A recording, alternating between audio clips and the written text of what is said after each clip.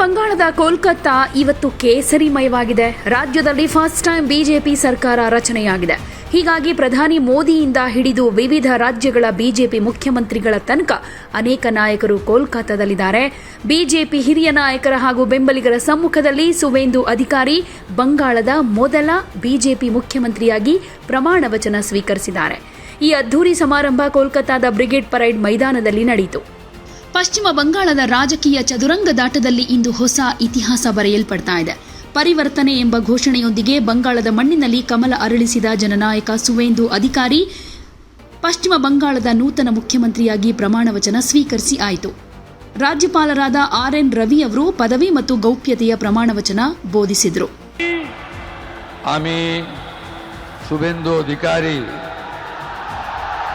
ঈশ্বরের নামে শপথ করিতেছি যে বিধি দ্বারা স্থাপিত ভারতের সংবিধানের প্রতি আমি অকৃত্রিম নিষ্ঠা ও আনুগত্য পোষণ করিব। আমি ভারতের সার্বভৌমত্ব ও অখণ্ডতা রক্ষা করিব।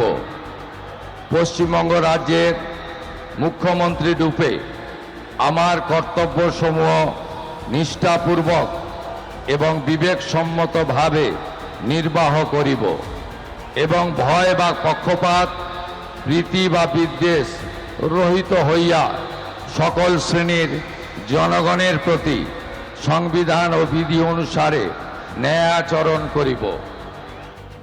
ಇನ್ನು ವೇದಿಕೆ ಮೇಲೆ ನರೇಂದ್ರ ಮೋದಿ ಅವರನ್ನ ಸುವೇಂದು ಅಧಿಕಾರಿಯವರು ಅಪ್ಕೊಂಡ್ರು. ಮೋದಿಯವರು ಬಹಳ ಹೊತ್ತು ಅವರ ಬೆನ್ನು ತಟ್ಟುತ್ತಾ ಅಭಿನಂದಿಸಿ ಅಪ್ಕೊಂಡ್ರು.